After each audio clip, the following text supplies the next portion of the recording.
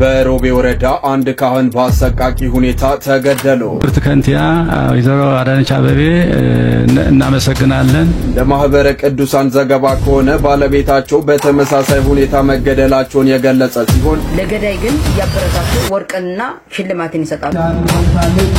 እግዚአብሔር ስም እናመሰግናለን። ሁላችሁ አጨብጭባችሁ ደስታችሁ ሰዎችን ገድለው በሰዎች በመናኖስ ደም ላይ ተረማምደው ስልጣን ያዙ ናቸው።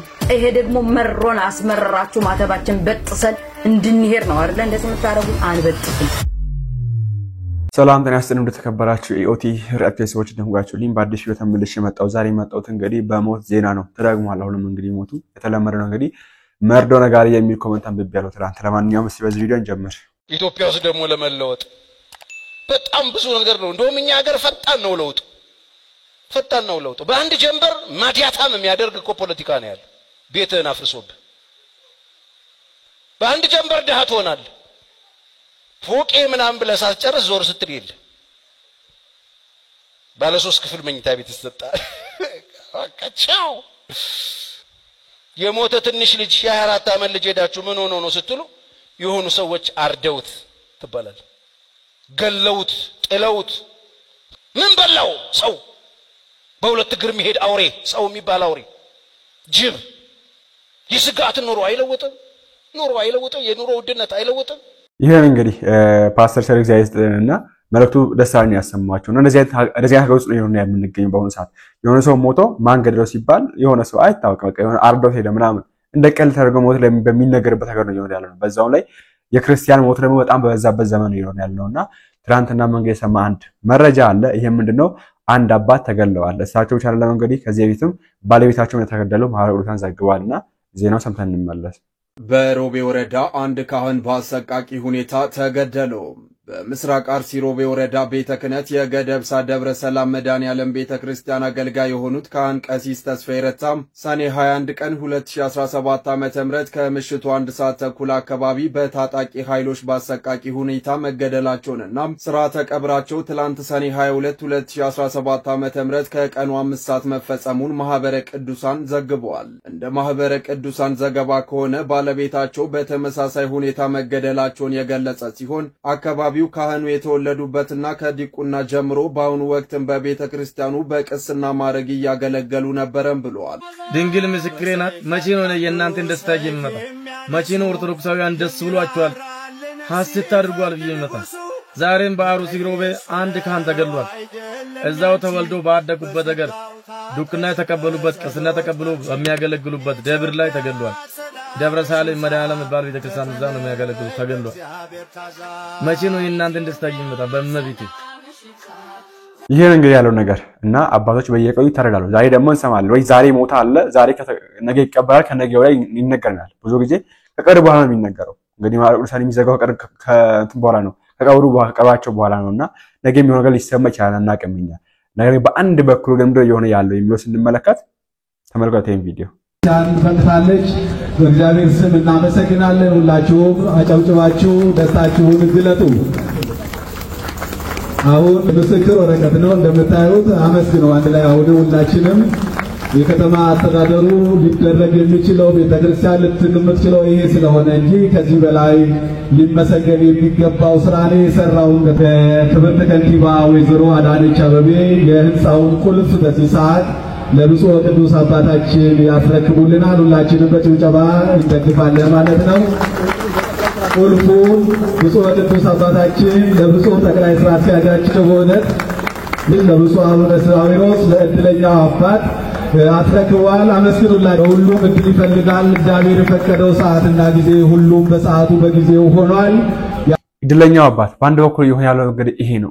ምን እንበልሽ? እኔ በነገራችን ላይ ፐርሰናሊ ተጠይቃችሁን ላዳነች አበቤ ይሄ ነገር መስጠቱ ችግር የለብኝም። ኦኬ ቤተክርስቲያኖች መቀበል በጣም ደስ የሚያሰኝ በላይ የሚያሰኝ ነው። ብዙ ቢሏት ደስ ይላልኛ። ግን እየፈረሰ ያለ ህንጻ ስላሴ አለ፣ እየፈረሰ ያሉ አባቶች አሉ። ኦኬ በዚህ ቤተክርስቲያኖች በዚህ ህንጻ ውስጥ የሚያገለግሉ ሰዎችን የሚኖሩ ሰዎችን ነገ እናንተ የምታዩት እነዚህ አባቶች ያስተምሩ ነው። አባቶች የሞቱ የተረሸኑ እዚህ ህንጻን ብትቀበሉ ምን ያደርግልናልኛ? ህንጻ ስላሴ የሞቱ እያለቁ የታረዱ አንድ የሚናገር አባት የለም፣ የሚናገር ሰው የለም። የተናገረውም የሆነ ስም ይለጠፍበታል ነው በብሔር ስም ይለጠፍበታል። እዚህ ተቀበላችሁ እናንተ መጣችሁ ማን ነበር ይሄ ቄስ ሞገሴ ያለው ትርጉም ባይገባኝም እንደዚህ ነገር ነው የሆነ ያለው ሁሉ በጣም ያሳዝናል። እሷ መቀበል ችግር የለብኝም ትቀበል ከዚህም በላይ ይሰጣል ችግር የለብንም እኛ የሰራን ሰው ማመስገን ስርዓታችን ነው ባለቱ ፊታችን ስለሆነ ማለት ነው። ግን ሰዓቱ ይሄ ነው ከዚህ ይበልጥ ነገር አሁን የለብንም ወይ የሚል ነገር ነው ማሰብ ያለብን ብዬ አስባለሁና እንግዲህ ለክብርት አዳነች አቤቤ የሰጠው ይሄ ምንድነው ሀብሉ የ1 ሚሊዮን ብር ነው የሚል መረጃ አየው። በ1 ሚሊዮን ብር የተገዛ ነው የወርቁ።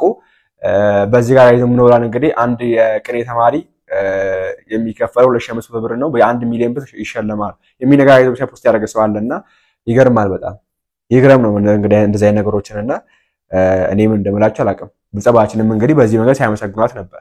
ክብርት ከንቲያ ወይዘሮ አዳነች አቤቤ እናመሰግናለን። የሥራ ባልደረቦችንም እናመሰግናለን። በጣም የሚያስመሰግን ለቤተ ክርስቲያናችን አገልግሎት የሚውል ዋጋ የሚያወጣ ህንጻ መሆኑ በጣም እናደንቃለን፣ እናመሰግናለን። ቤተ ክርስቲያንን ድርሻ ለቤተ ክርስቲያን አሳምሮ መስጠት በጣም የሚያስደስት ነው። ቤቱን አይተን ይህንን አዲስ ህንጻ እንደዚህ ታድሶ እንደዚህ በአምሮ የተሰራውን ህንጻ ለመባረክ በዚህ ተገኝተናል። በተባለለት ጊዜ ታንጾ አልቆ አምሮ አጊጦ ይህን ህንጻ ለዛሬው ቀን እንዲመረቅ በመድረሱ እጅግ የሚያስደንቅ ነው። በባጀት ጊዜ ነው ያለቀው። ስለዚህም በእውነቱ እጅግ በቤተ ክርስቲያናችን ስም ምስጋናችንን እናቀርባለን። በጎ አድራጎታችሁን እናደንቃለን። ህንጻው እጅግ የሚያስደንቅ ነው። እጅግ ያማረ ነው። በእውነቱ በጣም የሚያስደስት ነው። በዚህም ሁላችንም አድንቀናል፣ አመስግነናልም።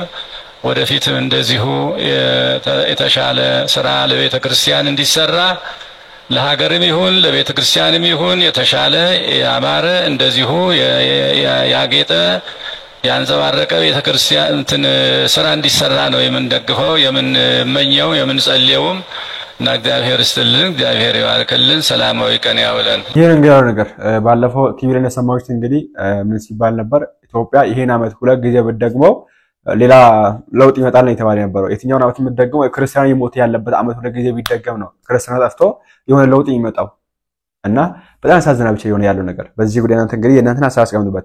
የእመኑ ጥያቄ ላሰማችሁ። አሁን ደግሞ ሰላም እንዴት አላችሁ? ከዚህ ህንጻ መመረቅ በላይ በዚህ ሰዓት ሊያሳስበን ሊያስቆጨን የሚገባ ጉዳይ በዝቋላ አቦ በአመት ስለሚገደሉ መነኮሳ ስለ ሀገር ሰላም ስለ ቤተ ክርስቲያን አንድነት የሚጸልዩ በአመት ግን በግፍ ለሚታረዱ መነኮሳት አባቶች ነበረ ልናስብ የሚገባው።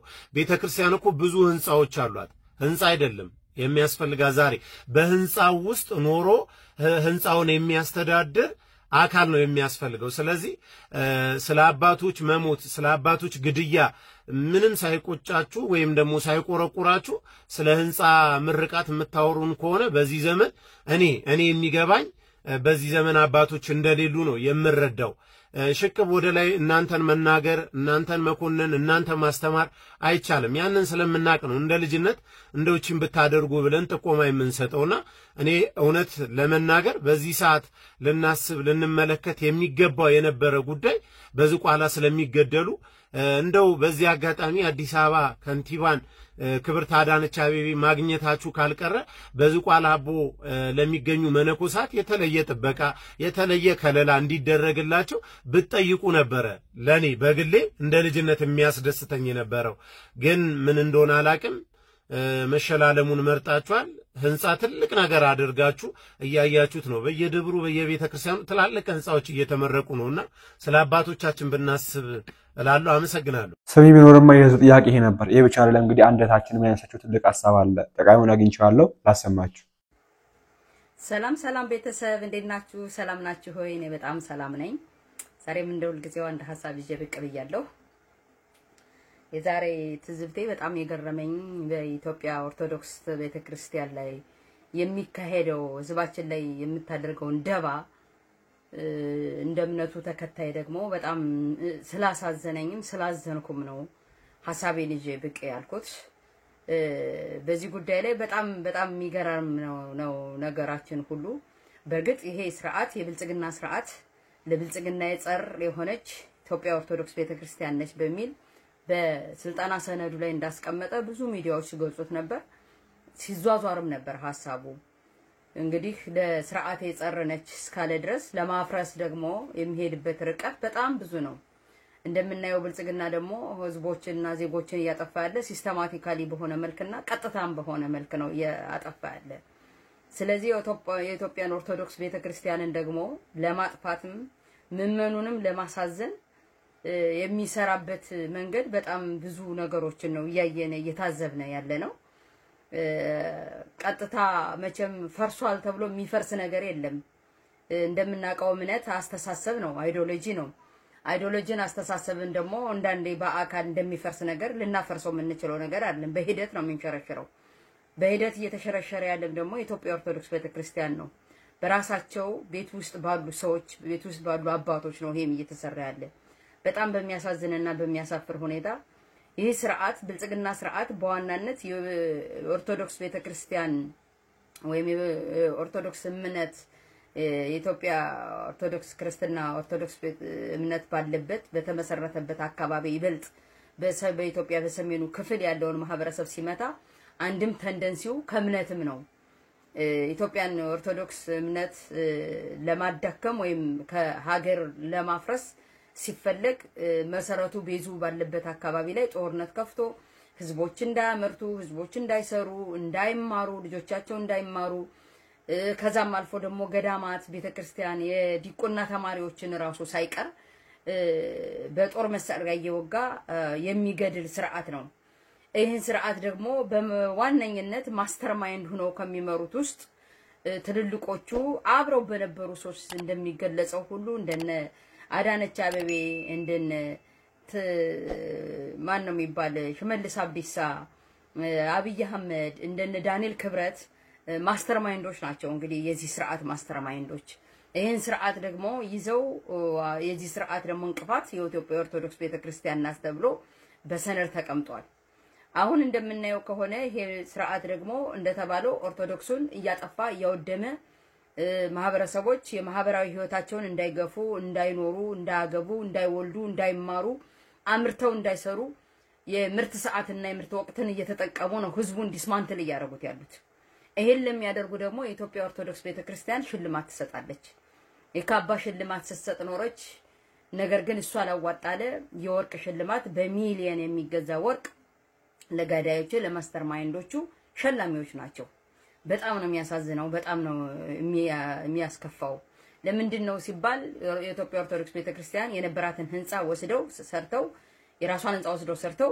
ቤዝመንቱን ለራሳቸው ተጠቅመው ወይም የመጀመሪያ ዋናውን ተጠቅመው ወደ ላይ ያለው ለቤተክርስቲያኗ መንግስትን አካፈሉ ነው እንግዲህ መንግስት ነው ለቤተክርስቲያኗ መስጠት የነበረበት እንጂ ቤተክርስቲያኗ ሽልማት እየሰጠች ነው ነገር ግን በኢትዮጵያ ኦርቶዶክስ ቤተክርስቲያናት ትልልቅ አብያተ ክርስቲያናትን እናቶቻችን ከመቀነታቸው ሳይኖራቸው አስራት በኩራታቸውን ኪዳን ለሚያደርሱ ደሞዝ ይሆን አበል ይሆን ዘንድ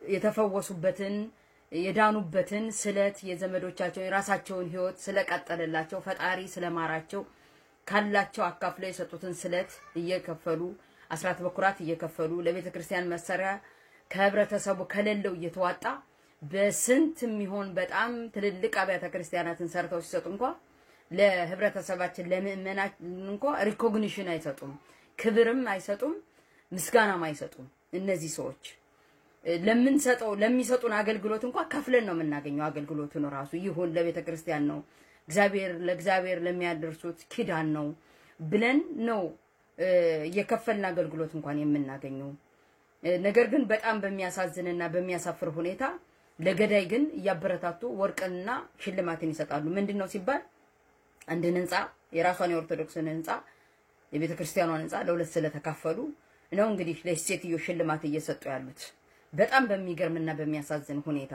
ይሄን ያህል ግን አብያተ ክርስቲያናትን ኦርቶዶክስ ተከታዩ ኦርቶዶክስ እምነት ተከታዩ ይሄን ያህል አስራት በኩራት እየከፈለ ከሌለው ያካፈለ ይሄን ያህል አብያተ ክርስቲያናትን አቋቁሞ የናንተ ህይወት ላቃና እናንተ ቀሚስ ለብሳችሁ ዛሬ ለምትንጀረከኩበት አንጀረከካችሁት ለምትዱት ወርቅ የተደላደለ ኑሮን ሰጥቶ እሱ በስቃይ ውስጥ ለሚያሳልፈው ህዝባችን ግን አንድ ቀን ሪኮግኒሽን አልሰጣችሁም ሪኮግኒሽኑ ይቅር ስለሚገደለው ህዝባችን እንኳን አንድ ድምጽ አላሰማችሁም በጣም በሚገርም ሁኔታ አሁን ያሉት ደግሞ በጣም የሚገራርሙ ደግሞ መንዳ ፈልገው ሄደው እንደሚባለው መሰል መንዳ ፈልገው ሄደው ስልጣን ፈልገው ሄደው ስልጣናቸው ባልተሳካ ቁጥር ኑ ተሰብሰቡልኝ እናንተ ሞቱልኝ ሚሉ ደግሞ ጴጥሮሳውያን ደግሞ አሉ 3-4 ጊዜ ህዝባችን የሚክዱ በጣም በሚገርም ሁኔታ ነው ሰሞኑን እኔ በጣም ነው የሚያበሳጩኝ አቡነ ጴጥሮስ የሚባሉ አባት አሁን ደግሞ እንደገና ተመልሰው መጥቶ ያዙ ይልቀቁኝ ያብይ አህመድ ስርዓት ገዳይ መሆኑን አሁን ነው እንደተረዱት እርሶ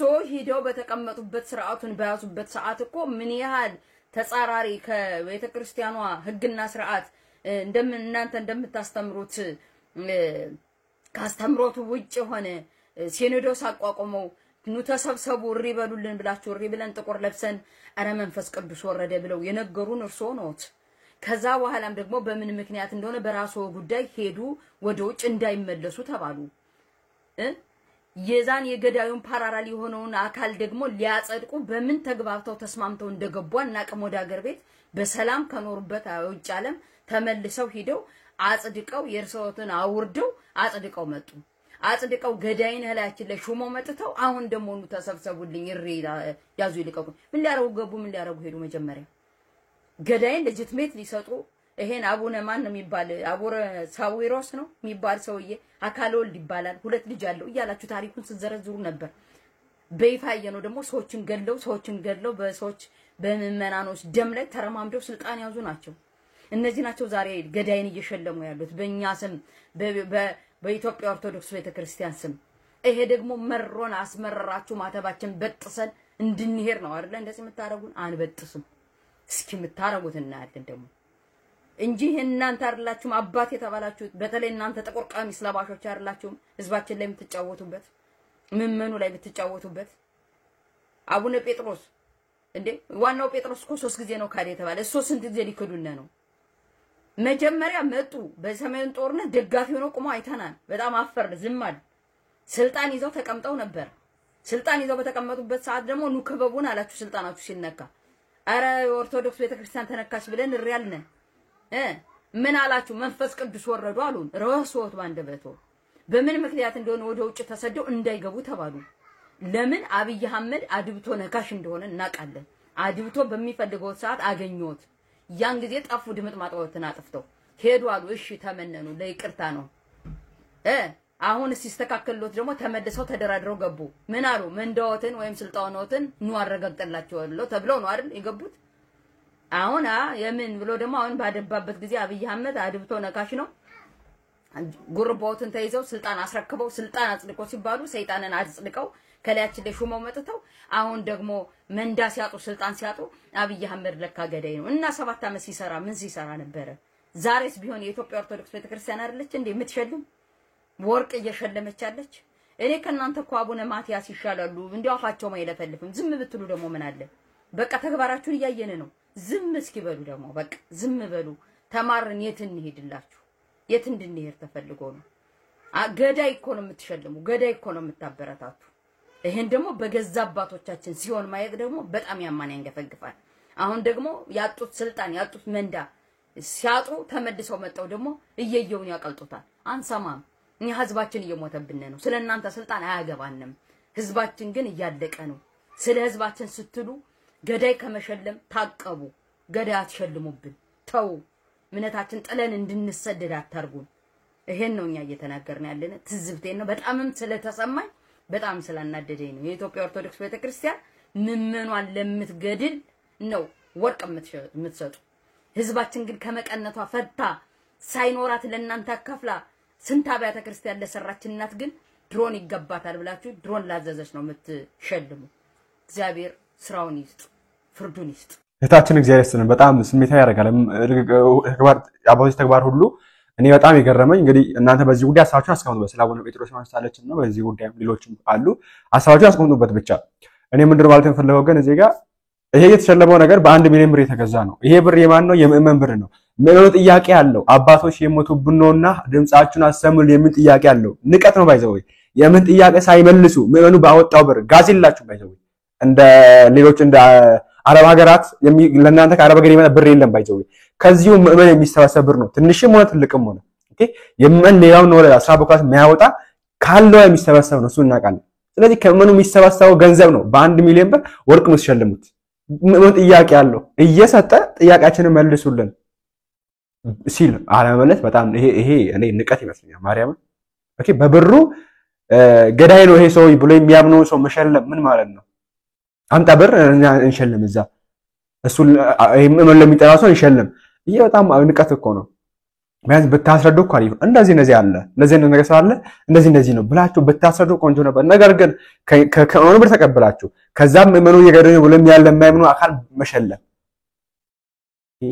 ይሄ እውነት ነው የተከከለ ነው ምን አይነት ንቀት ቢሆን እንደዚህ አይነት ነገር እናታችን እግዚአብሔር ይስጥልን እንግዲህ አሳውን አስታለች በዚህ ጉዳይ እናንተም እናንተን አሳስቀምጡ ባይስ አንድ ወንድማችን ይሉ ግን እንጨምር እንደ አንድ ኢትዮጵያዊና እንደ አንድ ኦርቶዶክሳዊ ምን እንደሚያሳስበው ታውቃላችሁ አስበው ታውቃለህ የኔና ያንተን ዕጣ ፈንታ ለወደፊቱ የሚወስኑት ፖለቲከኞቻችን የፖለቲካ አናሊሲሳቸው ማለት ነው የኔና ያንተ አምሮን በኔጌቲቭ ኢነርጂ ሞልቶ አንድ ያደረገን ክርስቶስን እንኳን አስበን እንዳንግባባ እርስ በርሳችን እንድንጋደል በዚህ ነው ያልክ ይሰብኩናል እና እናምናቸዋለን ግሩም እኮ ነው አናሳዝንም ግን የምርን እኮ ነው ሰው እኮ ማለት ነው በአንድ ሰው አማካኝነት አንድ አመት ይሸወድ እሺ ችግር የለም በአንድ ፖለቲከኛ አማካኝነት እንዴት 2-3 አመት ይሸወዳል እንዲሁ ግሩም እኮ ነው አሁን ካንተ ከወጣቱ ጋር ነው ማወራው ለወደፊቱ ላለው እድሜ ከሰጠን ለ40 ለ30 አመት ነው ማወራ ያለው ምን እናድርገው ነው አሁን ምን ይደረግ ነው በተለይ ኦርቶዶክሳዊ ምክንያቱም ምን ሞተውኛ ነና በቃ ነጩ ይሄ ነው ፋክቱ ሌላ እኮ የሚሞት አካል የለም ማለት ሳይሆን በቃ እኛ ነው የምንሞተው ይሄው ላለፉት 8 ብቻ ምን ስንት አመት ልበለው ይሄው እኛ ነው የምንሞተው ሶ ምን እናድርግ እሺ ምን እናድርግ አሁን እኮ አንድ አካባቢንም ራሱ እኮ ማጥራት አንድ አካባቢንም እኮ ማብቃትም እኮ ትልቅ ነገር ነው ሌላው ቀርቶ ለቤተሰብ መሆንም እኮ ትልቅ ነገር ነው ሁኔታውን እንኳን ለቤተሰብ ማስረዳት እንዴት ቁጭ ብለ ያንተን አምሮ ትዊስት አድርጎ ኔጌቲቭ ኢነርጂ ሲሞላ የሚውሉን ሰው ይቁጭ በታብታብ ያደርግ ጊፍት ሲሰጥቶላል ሰው እንዴት ይሄን ያህል ደንቆሮ ይሆናል ለቃሉ ይቅርታ ግሩም እኮ ነው የኛን የፖለቲካ አናሊሲስ የሚሰሩልን ሰዎች እኔ እናንተ ለዘላለም እንዳንገናኝ አድርገው ነው የሚሰሩ ለምሳሌ አንዱ ይመጣል ቁጭ ብሎ ቤት ተዘግቶበት ያለ ሰውዬ አጼ ዮሐንስ በሩን ከፍተው አጼ ቴዎድሮስን አስገደሏቸው ነው ቦልድሊ ያንተ አምሮ ይሄን እንዲያስበው ያደርጋል አጼ ዮሐንስ ግን በድርቡሽ ወታደር አንገታቸውን ሰጡ ለሃይማኖትና ለሀገራቸው አንተ ዛሬ ምን ሰራህ እያለ ወደ አንድነት ሊያመጣ የሚችለውን ቋንቋ አይናገሩም እንደዛ የሚለውን ሰው ያንተ እብድ ነው የምትለው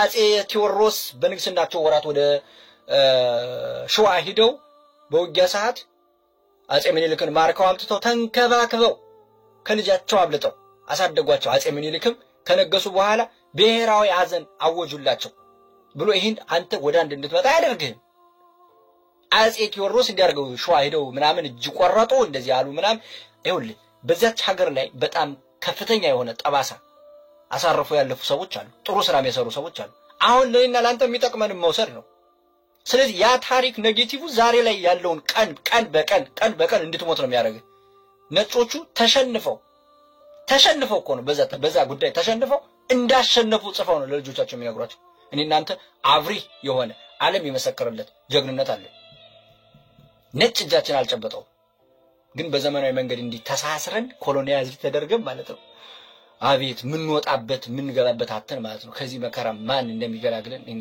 እግዚአብሔር ይወቀው በዛ ማለበዝ ዋናው መልእክት የምመሰለ ለቤተሰቦች ሁን ያንተ ህሊና አሰራው ማለትም የሚጠቅምህ ነገር ለይ በቃ የሚጠቅምህ ነገር ለይ የማይጠቅም ነገር ከሆነ ስክሮል አድርገው ለፍ ቁጭ ብለ የማይጠቅም ነገር አትስማ በተለይ ኦርቶዶክሳዊ ያን ሌላ ምንም ነገር አለ አንተ ከበቃኩ በቂ ነው በነገራችን ላይ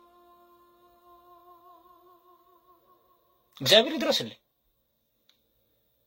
ደሞ እቺ ነገር በጣም መከራ የሚያበሏት እንደማን እንደሆነ ታውቃላችሁ በነገራችን ላይ ባወቃችሁት ቋንቋ እግዚአብሔር ጠይቋችሁ ትመልሳላችሁ ሁለት ቋንቋ የሚችሉስ እና ሶስት ቋንቋ የሚችሉ ሰዎች እዚህ የሚሉት ሌላ ነው እዛ የሚሉት ሌላ ነው መከራችንን ያበዙት እነዚህ ናቸው እግዚአብሔር ይፈርዳል ንጉሱ ይመጣል በገለጠን ቋንቋ ጠይቆ ትመልሳለህ አስቡበት ጤና ይስጥልኝ ወንድማችን እግዚአብሔርን ቃሎትን ያሰማል ትልቅ መልእክት ነውና ይሄን ያለው ነገር እንግዲህ ነጮች ወንድማችን እንዳለው የተሸነፉትን ነገር እንኳን እንዳሸነፉ አድርገው ልጆች ያስተማሩኛ ደግሞ ያሸነፍነውን ነገር እከለንተና ጡት ቆርጦ እከለንተና እንትን ቆርጦ እንትን ያደረገ ተሸነፉ አሸነፉ ማረከ ምናምን ነገር የሚባል ነገር ሰቀለ እንትንም አለ የሚባል ነገር እኔ በራሴ ተመሪው ስለማግኘት ነገር በትምህርት ደረጃ የሚሰጥ ትምህርት ነው ባይዘው እንትናንተና ጡት ቆርጧል እንትናንተና እንትኑን ቆርጧል እንትናንተና አንገቱን ቆርጦ ሰቅሎ ተጫውቶ በተን እንደ ኳስ አድርጎ ምናምን እየተባለ ይነገርሃል መጽሐፍ ላይ የለም እኮ የምትማረው መጽሐፍ ላይ የሚያስተምረው ምህር ግን እንደዚህ መርዝ አምሮ ስላደ እሱ ነው የሚያስተምረው እንትናንተና እንትን አድርጓል እንትናንተና ብሔር እንትን አድርጓል እያለ